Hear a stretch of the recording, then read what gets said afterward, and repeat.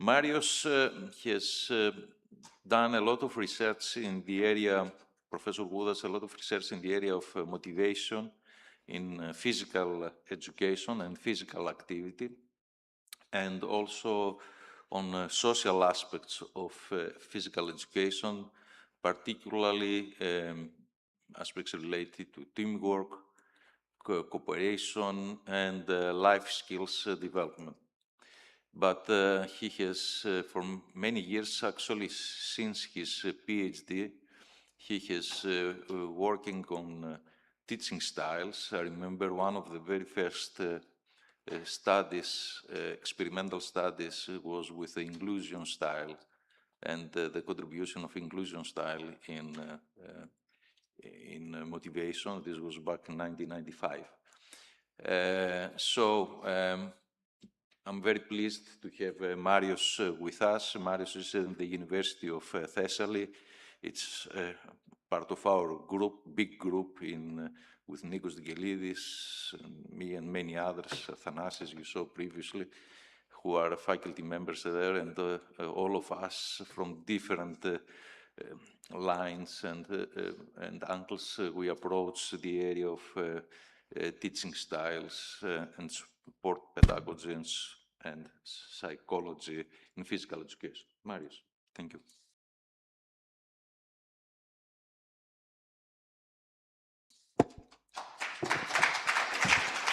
Thank you, Sakis. I want to thank the president of the Institute, Nikos Digelidis, and the board directors for this invitation, this honorable invitation. I came across the spectrum of teaching styles in the early 90s. At that time, I was working on my PhD at the University of Exeter in the UK. My two supervisors, Professor Stuart Beadle and Ken Fox, were based at the in the physical education department. At that time, that department was ranked #1 physical education department in the UK. The spectrum of teaching styles was a core component of the undergraduate program. Professor Martin Underwood was provided regular demonstrations of teaching with all the styles. Naturally, this attracted my attention, and I went on studying the 1986 book, Spectrum book, and early papers by Professor Bira and others. Later on, the reciprocal and the self-check style drew my attention, and because of the potential I realized that these styles have for motivation of students, thinking of students, and their learning. So I want to present our studies on these topics, but I recognize these are not unique. Colleagues around the world have built on the spectrum and have provided respective results. Also, I have attended to related presentation of high quality these days. Rather than comparing these, I will focus on my perspective on these, on the effects of the reciprocal and the self-teaching style. Now, perhaps I believe the option of having three interrelated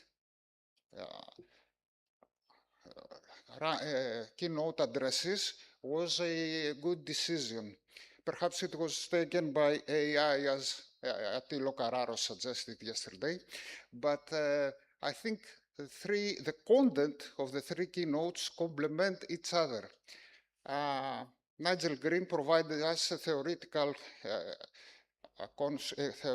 background connecting effectively two concepts, the spectrum and the physical literacy. Professors Cothran and Kulina provided us data on the use of the reported use of the spectrum styles around the world. And my focus here is the research on the effectiveness of the styles. So, complementary, these three presentations provide a comprehensive account of the concept. In essence, they cover the three most important elements of the concept: theoretical, practical, and applicability, and research-based evidence on this. So, my presentation has 4 parts. The last 3 focus on our research in the program in the spectrum, but let me start with a more practical one and some lessons I learned from a broad implementation of the self-check and reciprocal styles. Back in the 2005,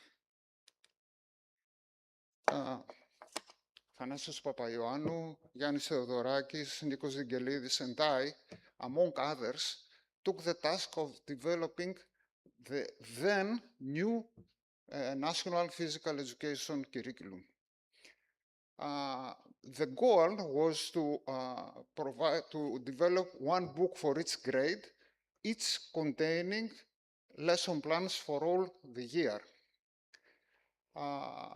On a side note, the new national curriculum has just been released 20 years after, and Athanasios and Nikos were key persons on that.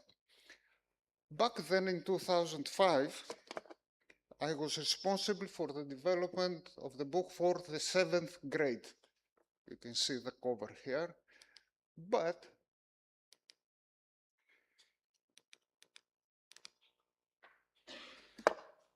through the process and through the subsequent seminars with teachers all over Greece, we learned some important lessons. The first one was while writing the book, I included several lesson plans with the reciprocal and the self-check teaching styles. In developing this, we wondered how many criteria should we include for each skill. And in pilot studies with students, with teachers, they remarked that the fewer, the better. This raised another question: which are the most important criteria for each skill? And then we all disagreed. And then thus we proceeded to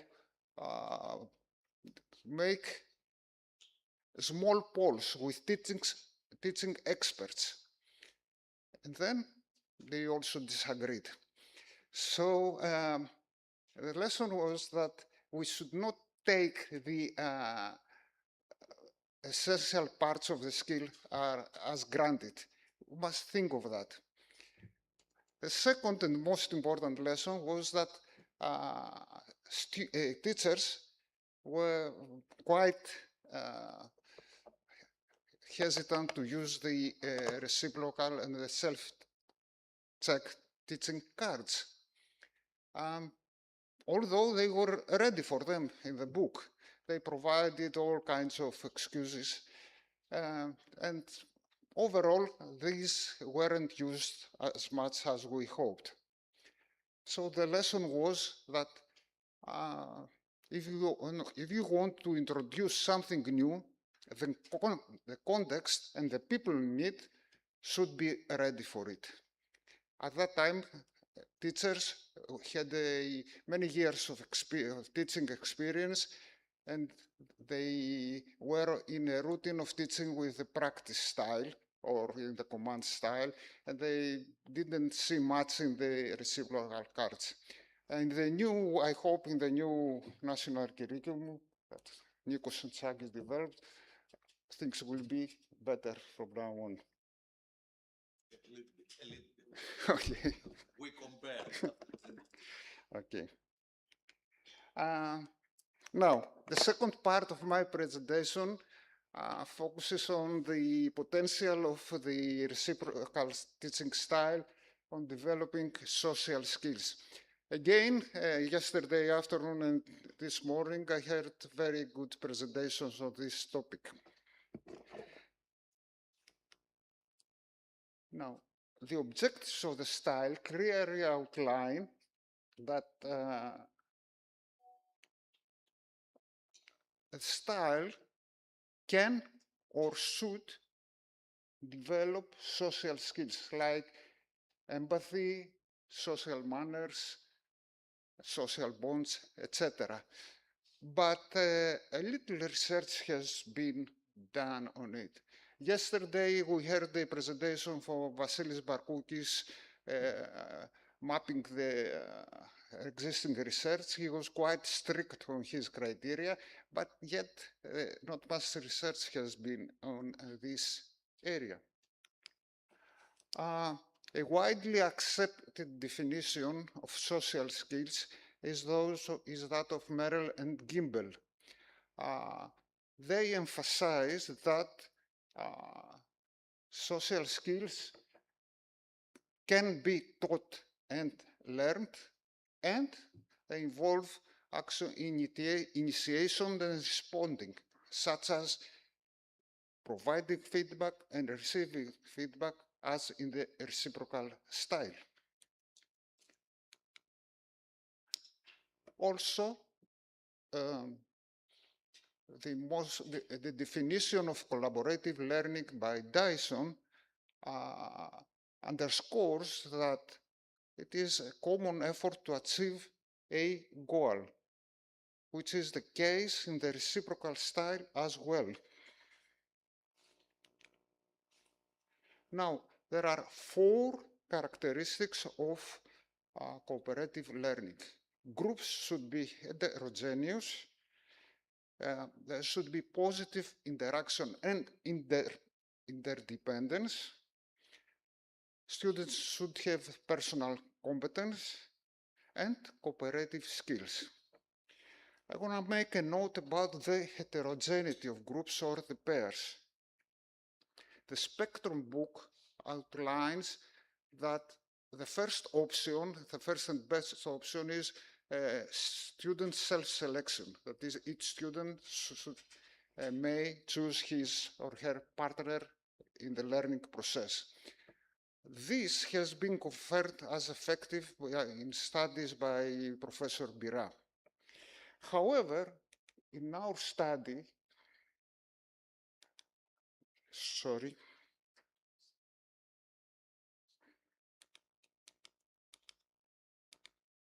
in our study, we used heterogeneous groups, heterogeneous pairs and groups in ability. This did not cause any particular problems, and after an initial session of informing students about cooperation. Now, there are 4 major approaches to collaborative learning: the conceptual approach, the structural approach, the curricular approach, and the complex instruction approach. All these are implemented by specific teaching actions and structures. Again, there is a note in the Spectrum book that warns that these approaches are not identical in focus with the reciprocal style.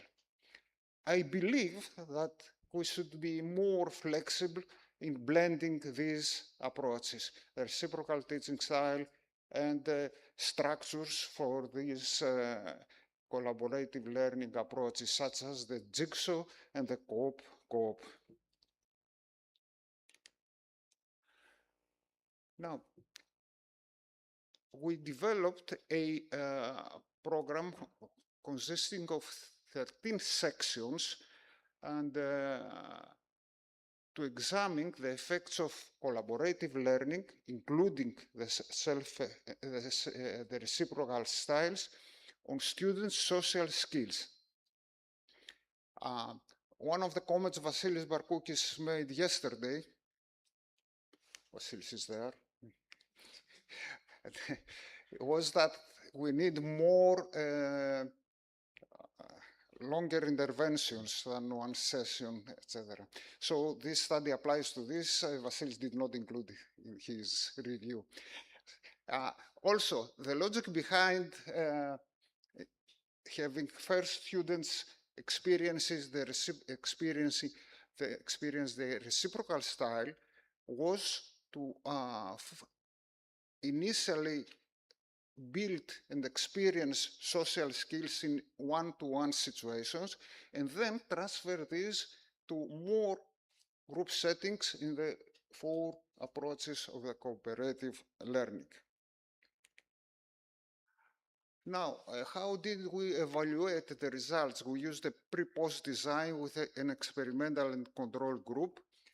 And first, we used the multi-source assessment of competence, of social competence, which consists of 4 subscales: cooperating skills, empathy, quick temperance, and disruptiveness. This has 2 forms. This is important because we collected both self-reports and peer reports.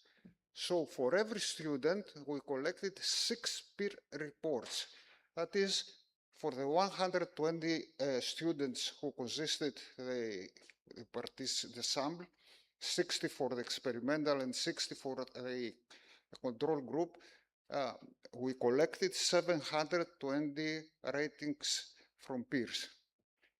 Also, we used a self-report scale, tapping students' perceptions of their easiness to working in group learning, or their discomfort of group learning. These are the results for the experimental group, which improved in cooperating skills and empathy, and lowered their quick temperance and disruptiveness of the class. And we consider this fairly objective, because it's not based on self-reports, but rather on the perceptions of the peers who closely observe these behaviors. Also, in the self-reports, the experimental group increased their preference for group learning and decreased their discomfort with group learning. Now, I would like to offer 2 suggestions for the future research. The first one is the reciprocal style within small groups. Small groups are often created in physical education either for a group task or for organization reasons. And how we may incorporate the concept of reciprocal teaching in small groups perhaps needs more examination. Again, the aims of the styles objectives are spread in the social channel and the emotional channel. And these have not been researched to a good extent. We don't know if and under what situations the reciprocal style can meet these objectives. Now, I will turn to my third part of the presentation,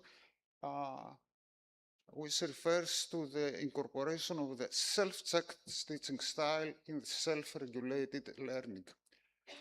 So I'll start by outlining the concept of self-regulated studies and then presenting our studies on the self-check style. Now, the two most accepted definitions of self-regulated learning are those by Goudas and Zimmerman. Both of them underline that self-regulation is an active process by the student towards the achievement of a goal, such as learning a task. Now, self-regulation theories posit that students may use three categories, one or more strategies out of three categories. Regarding cognitive strategies, a student may create a mental picture of a perfect skill, of a perfect execution of the skill, and then try to imitate it. Regarding metacognitive strategies, goal setting has been consistently shown to be effective for student learning. Goals can be either process goals, like learning the technique, or outcome goals, such as I want to score 6 out of 10 free throws in basketball. Finally, motivation or regulation strategies refer to controlling my sentiments or regulating the persistence of effort. Also, self-regulation theories identify three major self-regulation processes. The first one, self-observation, refers to deliberate attention to one's behavior and accomplishments. Self-judgment refers to comparing performance or behavior to a set of goals or standards. And this is a clear indication for the alignment of the self-checking style within the self-regulation framework. Finally, self-reactions refer to students' reactions after their performance. For example, a student may conquer a task very well, and then he may feel optimistic for achieving a harder task, or a task of a more difficult.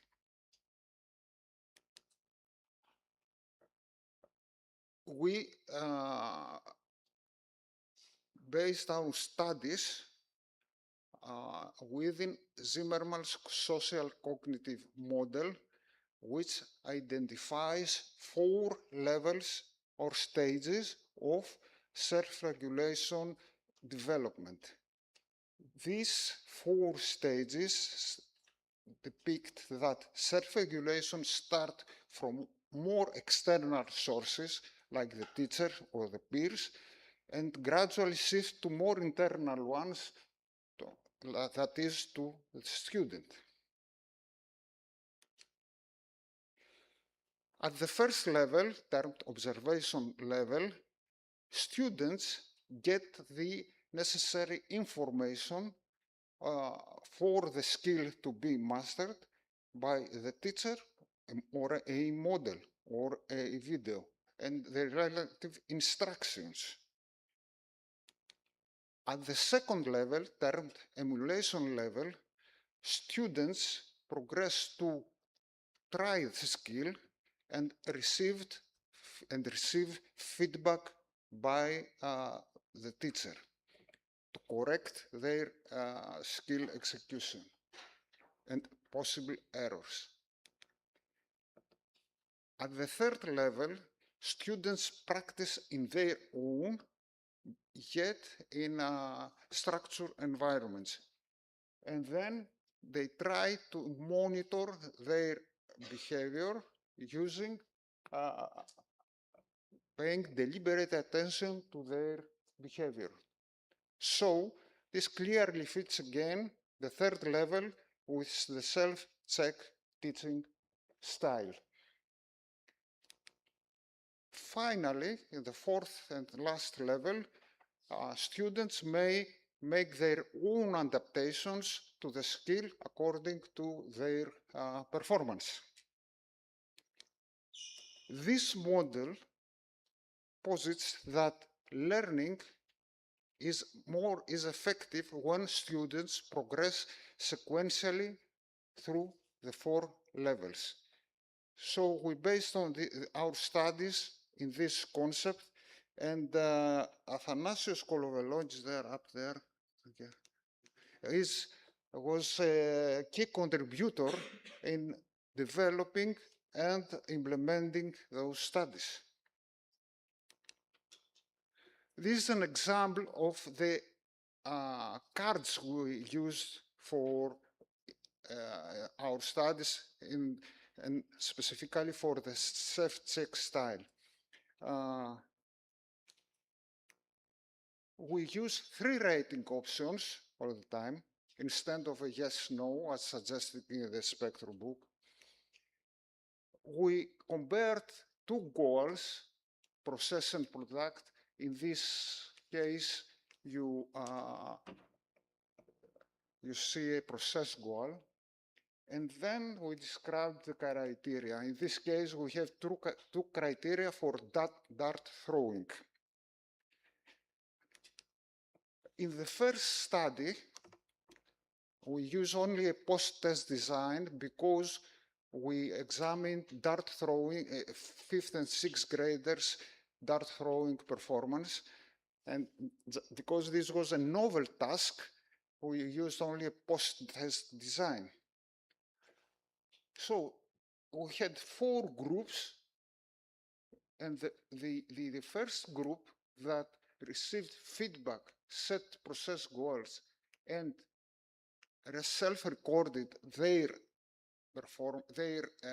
efforts according to the 2 criteria you saw before, improved their performance more than the other groups. Essentially, this group experienced the first 3 levels of the self-regulating learning model: observation, emulation, and self-control.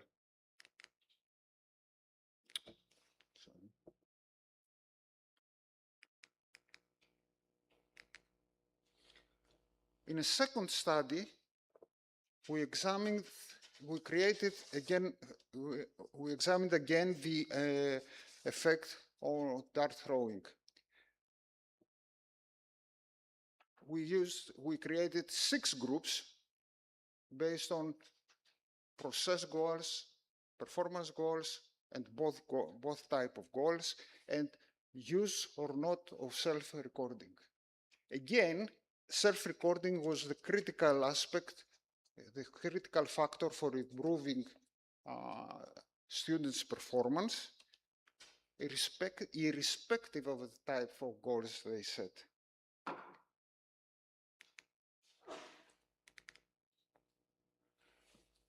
In a further study, we used a pre-post design to assess the effects of the model and self-check style on students' dribbling performance in basketball.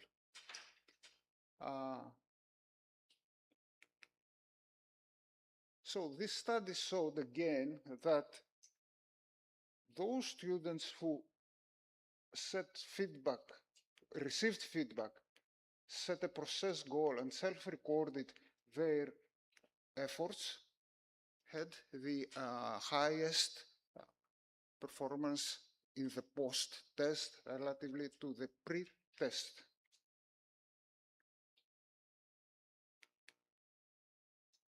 In the final study, we compared again the effect of different types of goals and the timing students set these goals. So some students set goals at the second level of self-regulated learning, or other students set goals at the third level of education level. All groups improved their performance, but the critical aspect again was the self-check procedure, which aligns with the self-check teaching style.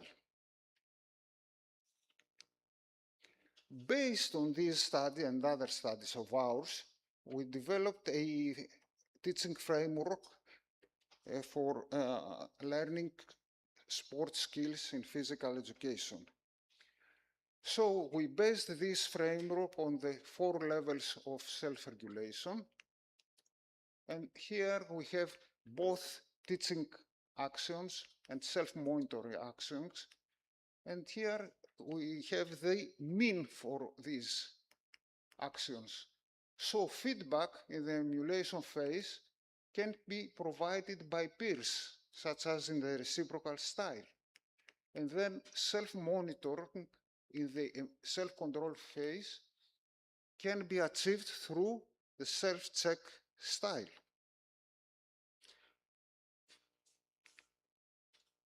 So in closing this part, the third part of my presentation, I sense that the self-teaching style has important implications for improving students' learning and thinking in the context of self-regulated learning. The fourth part of my presentation is about the simple questions. Students in the reciprocal and in self-check style provide feedback either to their peers or to themselves. Is it accurate or not? So, to answer this question, we set up a study in which students, after 10 minutes of initial practice and feedback at the emulation level, proceeded to work either the self-check style, the reciprocal style, or both. But at the same, we used the 3 rating options, but at the same time, we had two external raters. And then we compared students' ratings with external raters, with those of the external raters. Okay.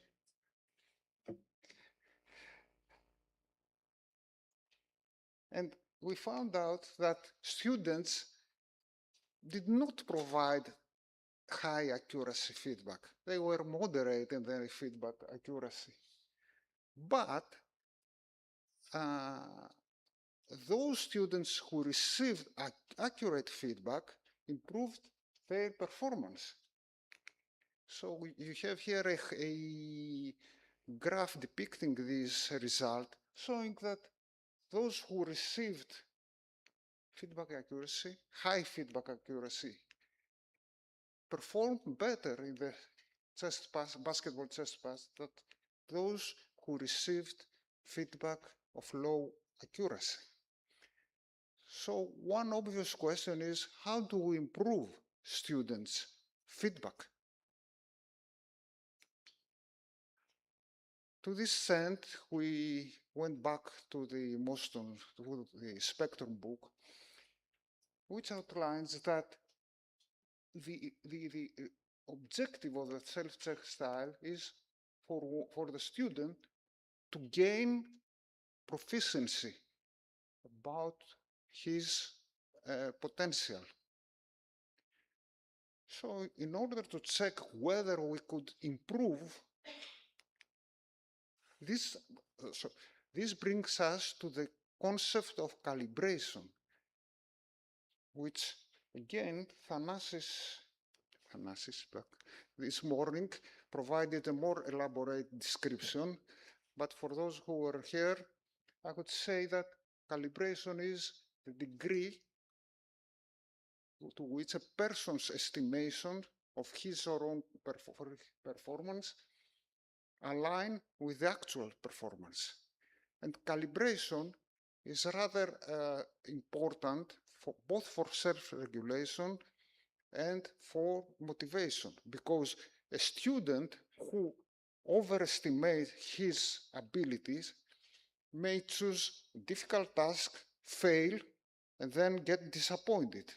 On the contrary, a student who underestimate his or her ability may not try challenging task, and he or she will not improve in performance.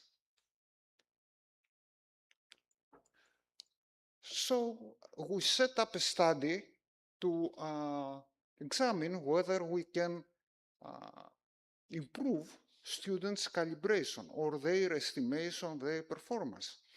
So we had again an experimental and a control group, and the experimental group undergone or received all 4 levels of the self-regulated learning, whereas the control group received only the first 2 levels of self-regulated learning.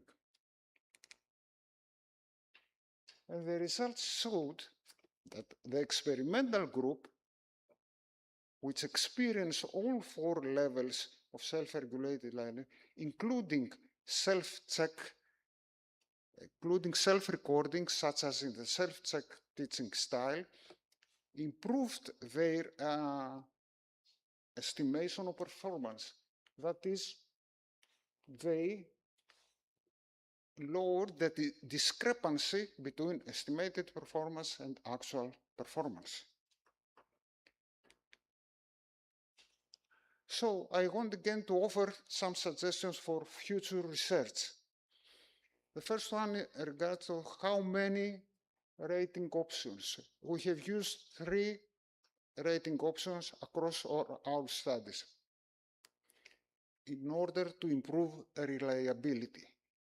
But we don't know whether it is superior to 2 rating options or 4 rating options.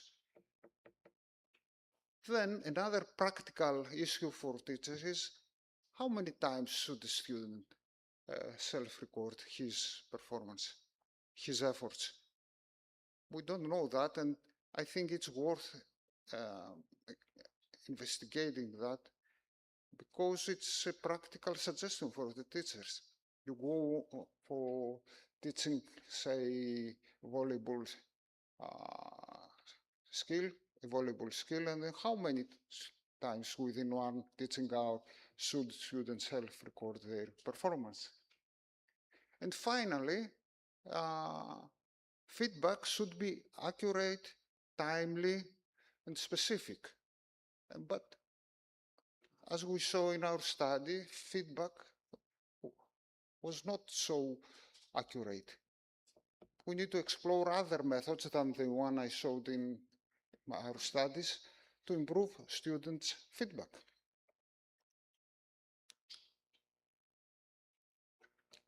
Again, the objectives of the style refer to developing motivation, and really this has not been explored yet.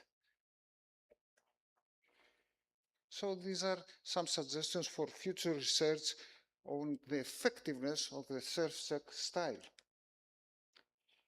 In summary, the reciprocal teaching style can be effective in the context of collaborative learning in developing students' social skills. Both the reciprocal and the self-teaching styles can be incorporated effectively in the context of self-regulation learning. Finally, the self-check teaching style can improve students' estimations of their performance.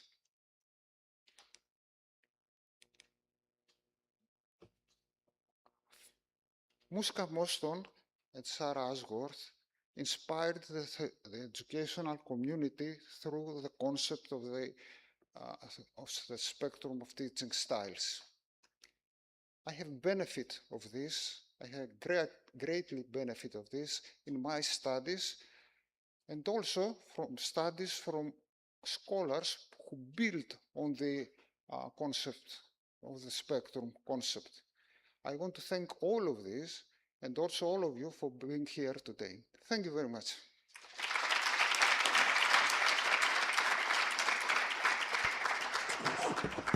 Thank you, Marios. We have just a few minutes for questions, comments, suggestions, whatever you want on the very nice, beautiful, I would say, presentation from Marios Goudas. Please feel free. Yes, Professor Poulina.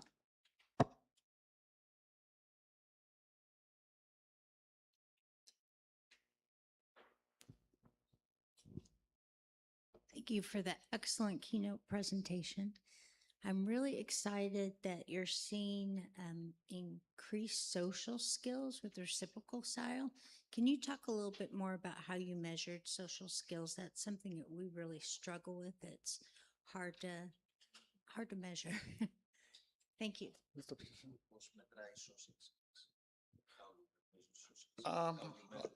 I go back.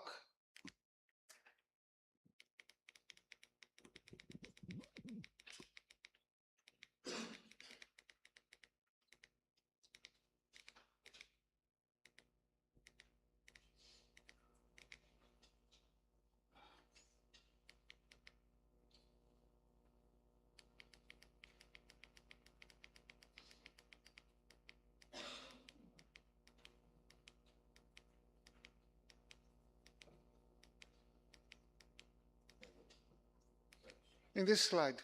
So we used one scale containing 4 subscales depicting or tapping social skills, empathy, disruptiveness, and quick temperedness.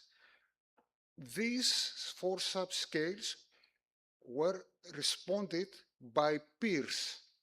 So we collected ratings for every student. We collected 6 ratings of his or her peers. So for a class of 20, we had 120 questionnaires tapping these 4 subscales, and then we got the means. Thank you very much.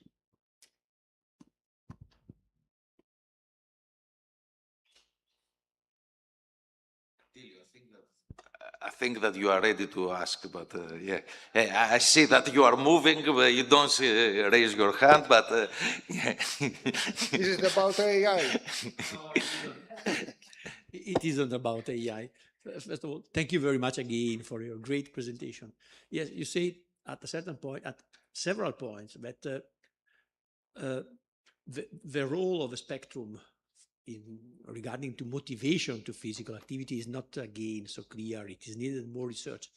Could you provide us with some suggestion on how we should move? What are the direction for really exploring what is or what can be the role of the spectrum in motivating students to be more active?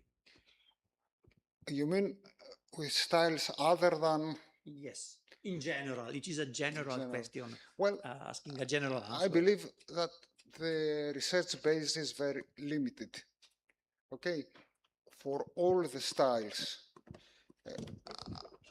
I would like to provide you an example of problem solving in the context of peer collaboration and in the divergent teaching style.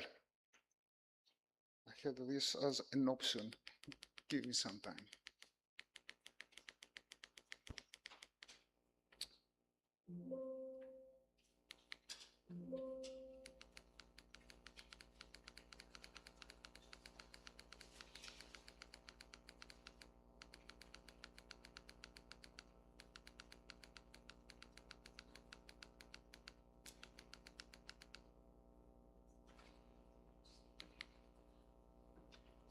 Okay. On a study we did back in 2008, we used students' collaboration to solve basketball problems. So we modified basketball games, such as the one you see here. Sorry.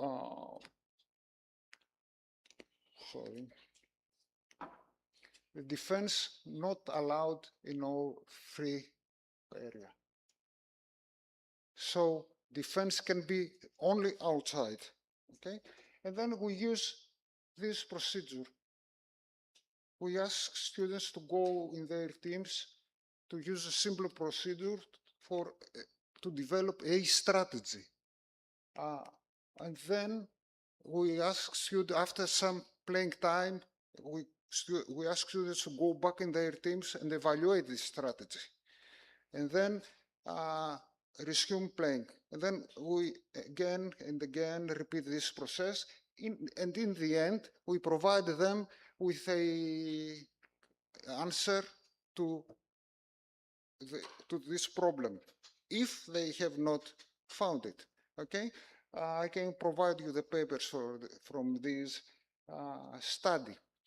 And the same applies for open-ended problems, which have not been evaluated. We can set in team games open-ended problems of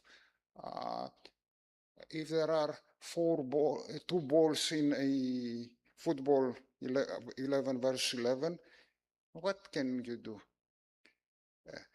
Okay, and then this is an open problem with multiple solutions. So students may work on that on their own. Okay. Please let me show a slide in response to the previous question. Doesn't seem to work. Sorry.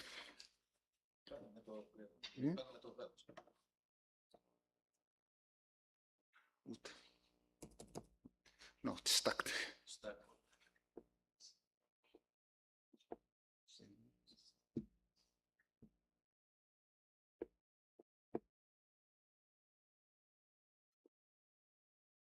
Now, in response to your question, I have some example items from from the four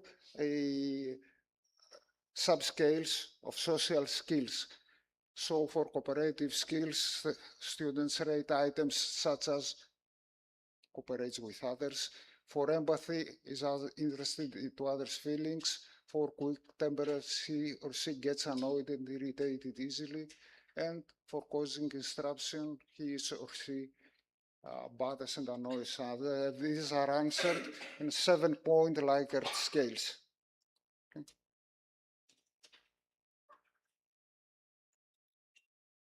Okay.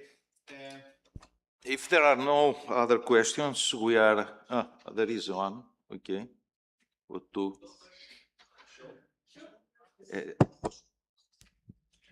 Thank you very much for your presentation, Marios. Very interesting research, which I've enjoyed reading over the years. I was just going to actually answer your question that about motivation. That I just can't remember who. Someone wrote a book chapter. I think it might have been actually Mark wrote a book chapter where he speaks about, of course, reciprocal, self-check and inclusion all have features in some way of self-determination theory.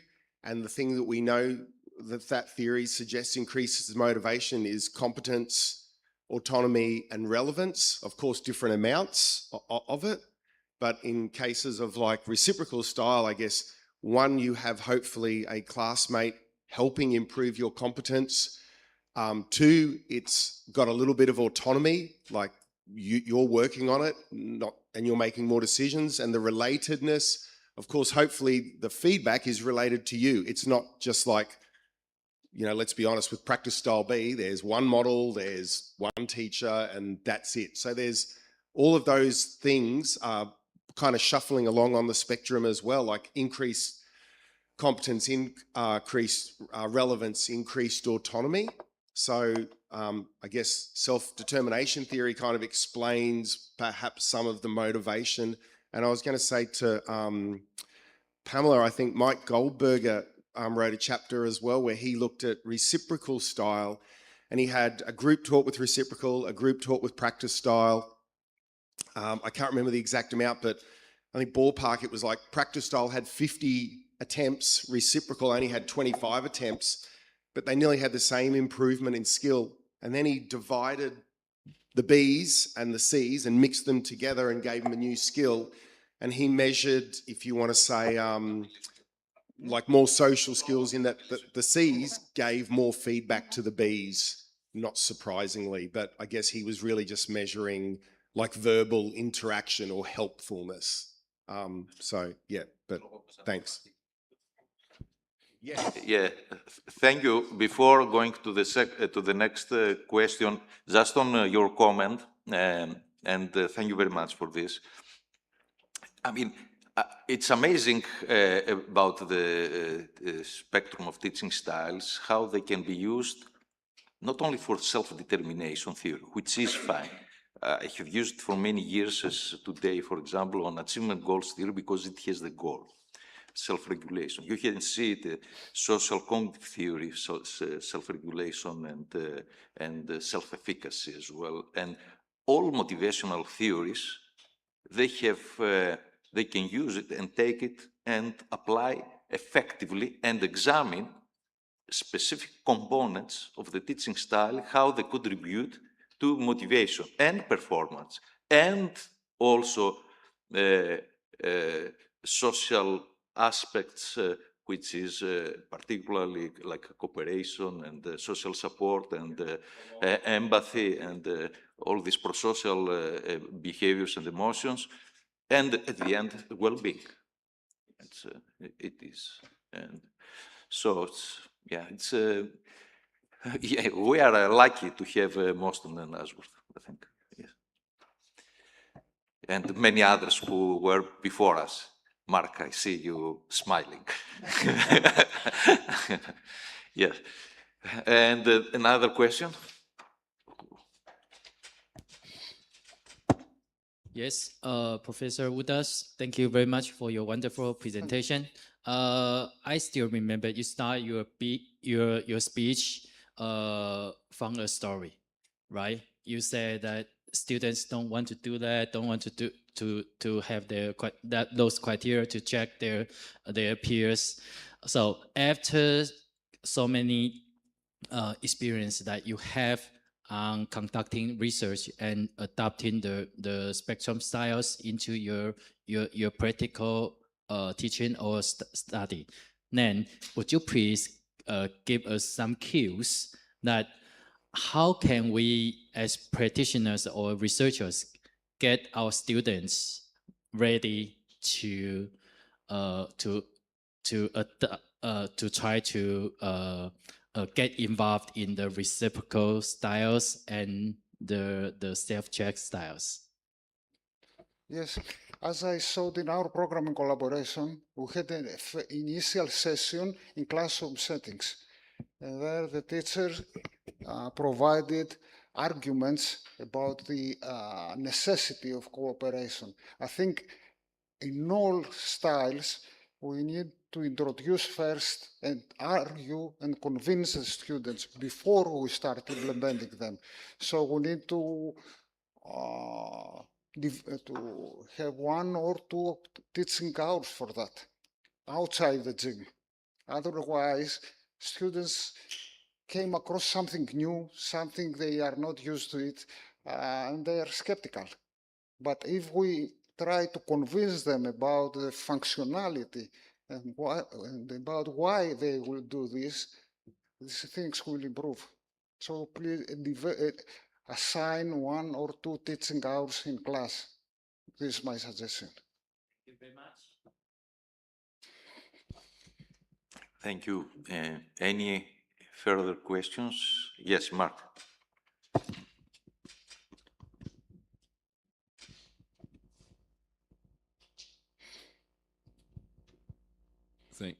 Thank you.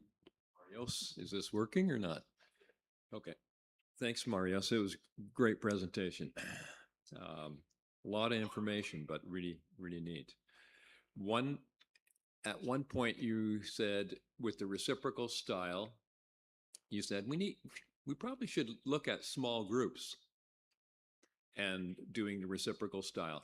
Can you describe to me? So what would that look like?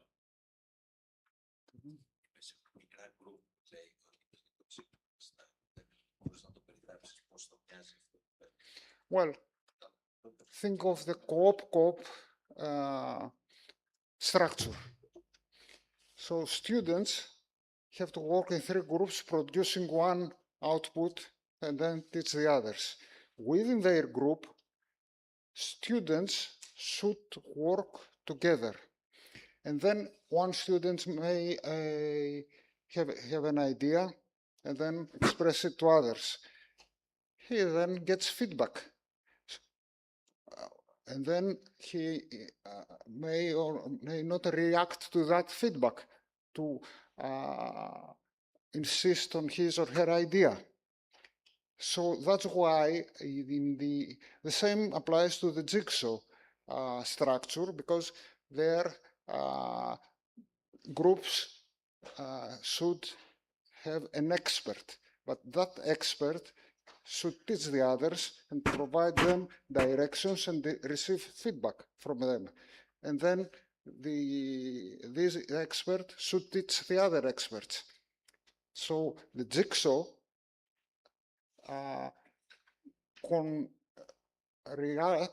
results in one-to-one situation later on. So there, the reciprocal style is implemented again, and if students have acquired the skills for the reciprocal style, as we did before, they can be effective in these roles. Thank you. Okay. Any other? Or we need now, we are going 1 minute for Professor Digelidis. Thank you from me and from Marios Goudas.